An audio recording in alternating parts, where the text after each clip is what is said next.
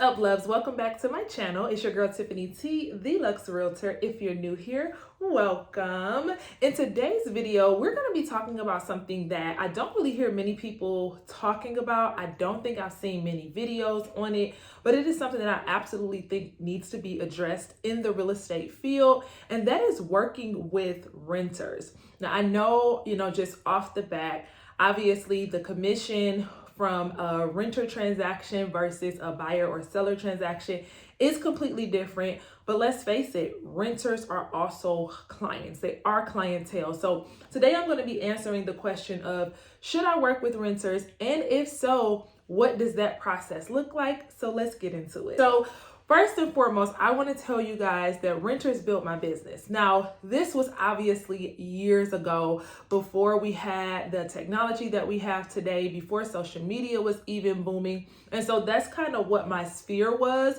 So that is what was readily available to me. If that's not really what you feel like you want to go after, that's totally fine. But you may have renters that do approach you, and I want to kind of give you just a view of what that may look like in working with the renters. And so again, renters built my business. I didn't have a lot of people around me that were buyers that could afford to purchase a home, that were in the credit space to purchase a home. And I obviously, again, didn't have the level of training that is available today. So I was helping people rent, just like clockwork. And the truth of the matter is this, especially if you're new to the business and you're building business, you still are going to make money, right? Like I said, it's not as much as a buyer or a seller, but it's still some money compared to no money, right? So a couple things about a renter is that, one, a renter today can be a buyer in the next year or two. So you don't want to exclude a renter or act as if they're not important, because again, that could be the difference from no clients to some clients, right? So that's thing number one to keep in mind, that a renter today can be a buyer in a year or two. Also, if you take great care of a renter, renters will be great referrers. I'm telling you, my renter clients have referred other clients to me who were looking to purchase. To be honest, again, renters built my business, but the more that I work with renters, they would refer other people who were looking to buy. So they also can kind of become a walking billboard or a marketing partner for you. So that's another thing to really keep in mind. And thing number three, when working with the renter, is treat them like $1 million client. I think sometimes when we're working with a certain level of client, we just want to kind of act like, oh, whatever. If I get them something, I get them something. If I don't, I don't. Not just for them, but even for you. You want to build up to that $1 million client, and now you're able to get the experience with the client who has $1,000, for a monthly rent, or $900 for a monthly rent. So this is not necessarily about looking at the dollar amount. This is getting that experience to be able to add to your resume. So answering question number one of, should you work with renters? My personal answer will be yes. Again, some others may say, no, they're a waste of time. The money's not there. But again, a client is definitely great when you're getting started in the business, and renters don't stay renters. They become that buyer that you want. They become, that referral partner that you also, it's giving you that experience to build up your client relationship, and you can do it on a smaller scale rather than waiting till you get that big client. And now you're kind of like, But if I've been doing it with my renter clients, with, the lower paying, that has still been helping me to build myself as a real estate professional. So I absolutely think you should work with renters if they are presented to you, right? I'm not saying for you to spend your days, spend your marketing time and your marketing hours reaching for the renters, unless you want to. We're in the business for money, right? Let's not act like we here for charity, because it ain't a nonprofit. But some of us really have a heart to be able to help that person that the next one won't help. And so that doesn't mean that your business won't become a mixture of amazing buyers and amazing sellers. But if you're saying, I'm really here to help, I want to help that person that, the majority cast aside, I'm telling you that rental market may be a really great market for you to look into. So now that we have answered the question of, should I work with renters, how to kind of treat the renter, let's talk about the actual process of working with a renter. And I'm going to talk to you about the very beginning down to after you close that deal with that renter. So thing number one is you want to set the expectations up front. Again, the not even an elephant in the room, but the obvious is that you're not making thousands of dollars unless you got a higher end rental, and it's possible that you could make, that type of money. But typically you're not making obviously a buyer commission from a rental commission. Now, I'm not telling you to tell the client that. Okay, that's not what I'm telling you to do. But setting that expectation up front, having a real and honest conversation with your renter client is going to help you in the long run, and it's going to help them, right? We need to get on the same page of understanding that this is a rental property. This is not your forever home. This is not your dream home. So there is going to be a lot of compromise required. And when I say compromise, I don't mean, if you absolutely need a 3-bedroom because of the size of your family, I'm not saying you have to settle for a 2-bedroom. No, that's not what I'm saying. But if you're like, I want a 2-car attached garage, you may not be able to get that, right? And this isn't the dream home, but what we want to do is we want to get into this home now to have it comfortable for you and your family. And let's build you up to being able to purchase that home where you can get a little more of what you're wanting, right? So set those expectations up front. Have a real and honest conversation. Again, do not tell them that you're not getting paid much. That is not a conversation for the client. Because at the end of the day, if I can be honest, people know. People do know that. And so you want to have an honest conversation with that client. So set that expectation up front with your renter client. And so the next thing, and this is a big one, I train all of my agents on this, make sure that they actually have to rent and aren't actually in a position to buy. And so a couple things go into play with that. One, their timeline, right? If they are crunched for time, they've got to be out of their lease by next month or within the next 2 months. They're not going to have the time to actually buy because they have to go, right? So that is not a client that we can convert from renting to buying. Also, their credit score, okay? And here's the biggest thing that I want to tell you guys. Don't let them tell you, and you also don't assume based on what they tell you their credit is that they're not ready to buy. There are so many programs out here. You want to have them talk to a lender. So first and foremost, you're going to have the conversation and say, hey, I know that you reached out to me to rent. Is there any reason that you're not looking to buy rather than rent? If they tell you I'm not ready, my credit is bad, I'm trying to work on my credit, my exact script is, well, let's not make assumptions because there are amazing programs out here. Why don't I have you connect with a lender partner of mine? Let them actually look over your credit. Make sure, one, that you don't actually qualify because you could. And then two, let's make sure we know what you need to do to qualify for that mortgage. Because people could be trying to do things on their credit that is actually not affecting them being ready for the mortgage, or they may be doing more than they have to do to prepare them for the mortgage, okay? So that's going to be the next thing after setting the expectation, is make sure that they actually aren't in the position to buy, right? Then they also may say, oh, I don't have the money for a down payment, or it's a ton of different things that they may say that may be an assumption that you can override, and that's going to be through your lender partner. So make sure they actually can't buy and you can't convert them from a renter to a buyer. And I'll go ahead and say this right here.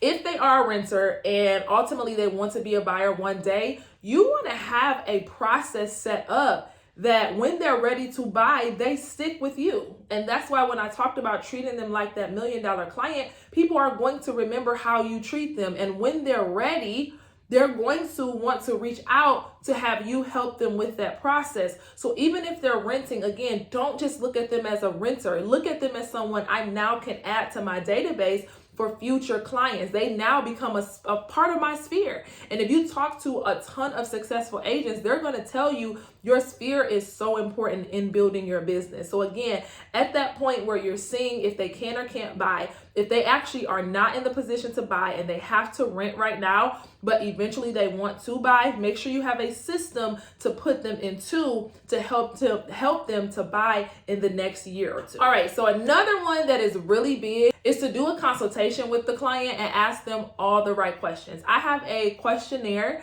that is, I think there's like 30 something questions on it where I go through and ask the clients all these questions up front. And it is so important. And like I said, here's the biggest thing that I always tell agents when you're trying to relay a message to the client. make sure they know that you're not just doing this for you. This isn't just about me being comfortable, convenient, or getting to a commission. This is also about you not wasting your time in the field and having a laser focus on our goal. So asking the right questions can come down to, do you have pets?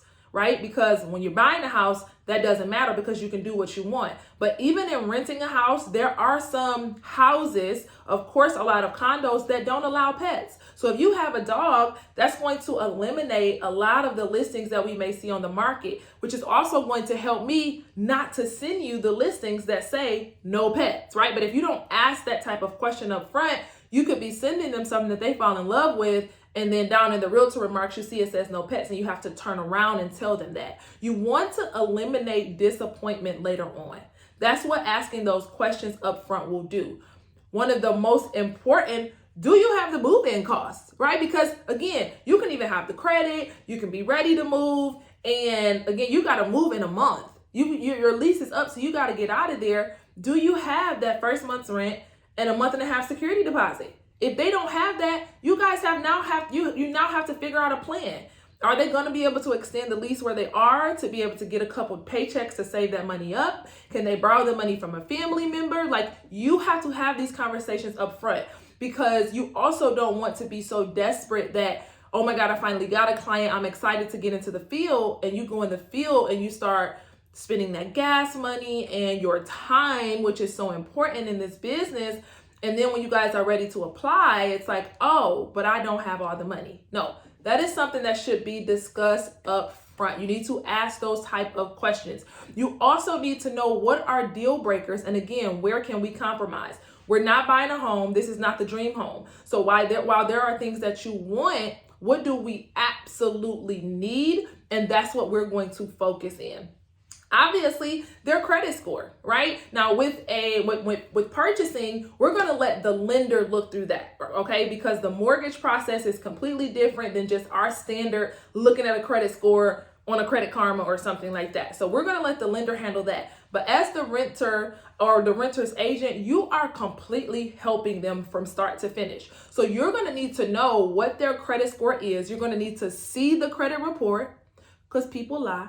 Let me just tell y'all that. But you're also going to, again, just like the pets in a lot of these listings, they will tell you the required credit score that the landlord wants, okay? And so if you're sitting with a 570 credit score and the house you sent requires a 650, it's eliminated. It's eliminated. Now, let me tell you this. If you have people who may have a little money, maybe they have a couple months, where they can pay maybe 6 months or, something like that. If they can pay that up and their score is a little bit lower, then now you may have some leverage, right, to present to this home. But usually if someone's looking to rent, they probably don't have that type of leverage. But all I'm saying is to make sure that you're asking all the right questions up front. Again, I think like a 30-question questionnaire that is all printed, all typed up. If you guys are interested in that, just comment below and say, hey, Tiff, I want that document, and I will absolutely get that available for you. So the next one is going to be really important. And I know, I'm not sure if you guys have thought about this, and even some renter clients may not think about this, but just like your buyers and sellers sign contracts, you want to have your renter sign an agency or a relationship contract to show their seriousness, okay? Because another thing, it is so easy, just like a buyer, but it's easy for a renter to go on Zillow, see an open house, or fill out an application right then,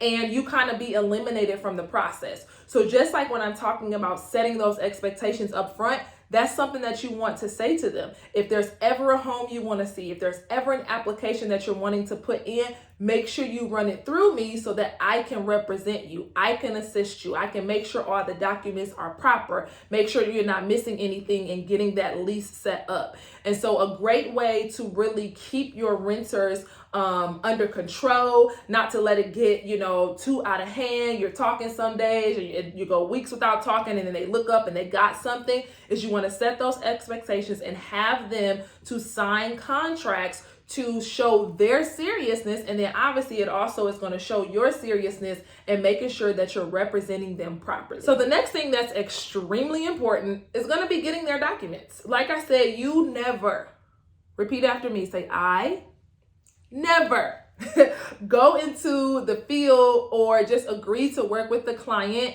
and have not gotten their documents. Like I said, unfortunately, people lie. Unfortunately, sometimes people don't even know, right? People are not looking at their credit all the time. They're not even looking at their paychecks all the time. Sometimes the money is just direct depositing. They're paying their bills or not, whatever the case may be. So for you, obviously, I know you guys are in all different states, so you're going to have to know exactly what's required to rent a property in your area. But standard things that you're going to want to look at, that you're going to want to see, that you're going to want to have is definitely their ID. You want an identification from them. It's one thing if you have a renter who you know, and then it's another thing if you have a renter who connected with you through social or through some lead site. You want to make sure that you have that ID just for, again, identification, relationship, and safety. And still, even the person that you know, you still want to get that ID because sometimes, at least here in Michigan, when we're sending out, our applications or once they're approved, we include an ID with that. So you want to get the ID. Again, you want to get that credit report. Listen, don't let them just send you the score and don't let them just send you the report. You are representing them from start to finish. So when you're sending this information over to the agent who's representing that landlord, you want to have skimmed that. You want to know what's on there. A part of my questionnaire is, do you have any evictions? That is something that's going to be important because that will likely eliminate them from the race of 99% of properties. Most people don't want to allow someone who has evictions to rent their property. And like I said, there may be that 1% that's open if you pay a little more or if you get into their credit program. I've seen a ton of different strategic things. So you don't want to completely X them out, but without having the conversations and without seeing the documentation, you won't be able to set that up properly and help your client. In addition to the credit report, you also want to get their pay stubs. If they're an entrepreneur, we need 12 months of bank statements. We need to see that you have consistent income. We need to see your tax return, right? You need to see their income. You need to know that they actually have the money to be able to apply to this property. So again, the top documents that I would say for you to get from your client is going to be an ID, the credit report, and their income. Some landlords may ask for additional. I've seen it where they've asked for the bank statements. I've seen it where they've asked for W-2s. I've seen it where they ask for landlord references. But again, you're going to see those details in the listing description. Okay, so our expectations are set. We're on the same page. We got these contract signs. We got their documents. You're going to start sending them listings. Now, here's something to note. Let's say you talk to them and then you send the documents over and you're waiting on them to sign them. You can start sending them listings before the contract is signed. You don't necessarily have to wait for that. I'm just saying don't go into the actual field. Don't actually schedule the properties to view. But as far as them seeing them online, you can do that because honestly, that might speed them up. If they look and they see homes that they like and they know that you need these documents, you need these contracts before you take them out, that also might speed them up to get that done. So everything is in place and now it's time for you guys to do the fun stuff. So you're going to go ahead and send them the listings from your MLS. You might set them up on a cloud stream for those documents to, for the listings to start coming to them. And now they're pretty much going to let you know which properties they want to see. You're going to get those showing schedule. And again, the great thing is as they show you the ones that they want to see, you know that they meet the criteria. You know they meet the credit criteria, the pet criteria, the bedrooms they're looking for, et cetera, okay? So at that point now, it's just time to schedule and see the homes. Now, I want to give you guys a tip of something that I did that helped me with renters. Let's say, because I would say here on average, a 600 credit score is kind of like that floor. We're at least wanting you to have about a 600 credit score for landlords to really look at you. Again, there is a percentage of them that will do it for 580 or, a lower score, just depending on some other factors. If I get a client whose credit is under 600, what I want to do is they're still going to get the list. But what we're going to do, we're going to actually apply to the property before going to see it to see if the landlord is willing to work with. That will eliminate frustration on honestly your behalf and theirs of constantly driving, applying, and the landlord is just not, or the landlords are just not accepting their application. So that's a quick tip to also help you to navigate through the clients that may have a lower credit score. Rental properties are usually selling pretty quick, and once they are approved, the landlord is usually looking for you to move within, 2 weeks to 3 weeks, or maybe a month. I don't know them to hold it that long unless it's another tenant in there and they're waiting for them to come out. But if they're vacant, they're usually looking for a pretty quick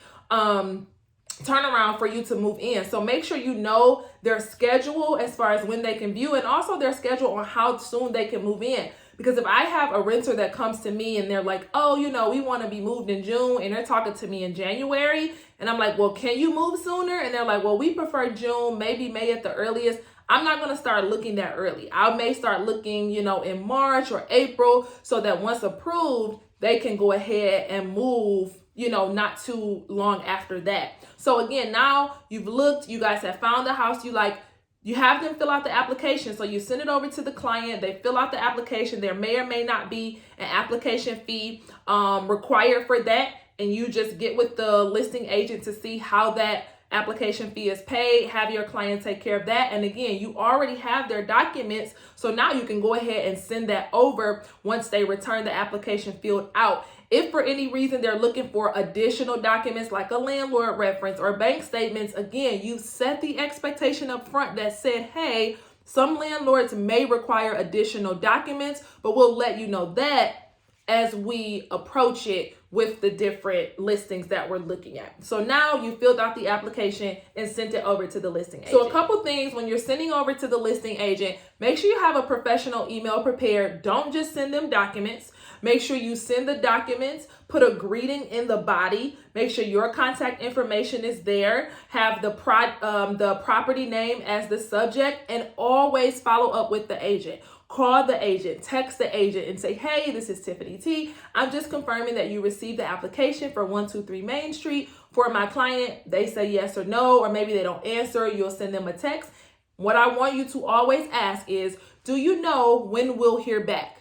Is it going to be a day? Is it going to be 2 days? Is it going to be a week? Is this, seller or landlord in a different country? Are they traveling? You always want to know that so you can let the client know, because now the client is waiting. And in addition to them waiting, they may want to end up seeing other properties. And so if you prefer to hear back from this one before you go out, you at least want to be able to give that client a timeline so that they're comfortable in waiting. So always reach out to the client, send a professional email with the body and agreement and a greeting in addition to the documents attached. So now their application is approved. So it is exciting times. It is time for you to congratulate your client. It's a couple things you're going to do. You're going to congratulate them. You can send them an email or a text. You can call, or you may have gotten that, while they're at work. So email and text is perfect. That's going to absolutely make their day. And then you're going to let them know what's going to be required. So, we're going to be doing move-in 2 weeks from today on Monday at 6 p.m. at the property.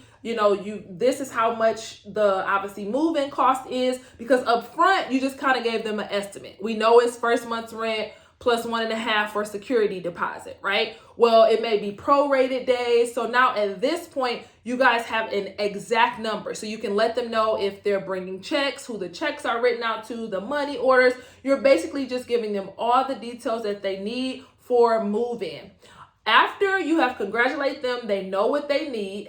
So now you guys are pretty much just waiting on the actual time for them to get the keys so they can work on utilities. Obviously, they have to get the utilities transferred over into their name. But also what you want to do, not the same day of the congratulations, maybe even the next day, you want to send them a review link. So whether you're collecting reviews on Google, Realtor.com, Zillow, you want to send them that link. Hey, I am so happy for you. I cannot wait, to meet you at the house, for you to get your keys and sign your link. I wanted to send you this link to see if you will be open to leaving reviews. One of the ways that I build my business is through people seeing the success that I've had with other clients. I had a great time with you. Would you be open to leaving the review?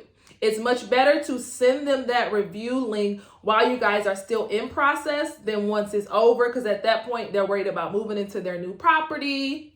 and moving along, okay? So that's what you're gonna do after that client's application has been approved. All right, so now it is closing day. You are going to show up to the house and you're gonna celebrate them just like it was a buy-in client. Now, you may not spend, money on a gift. I've never really given my rental clients a gift, but I still showed up, I celebrated them, we took pictures, congratulated them, and they got their keys. You may want to be different. You may want to do different, especially if it's a higher end client, or if you're like, again, you're just trying to set the pace for how you're going to run your business and what your brand is going to look like, right? You can go to a nice Dollar Tree and just get some type of welcome home gift or basket or something from them, because the goal is that they don't stop at renter. The goal is that they become buyer and they become a referral partner of yours. So always make sure you go to that closing while they get their keys, celebrate them. Sometimes they're signing the lease or just picking the lease up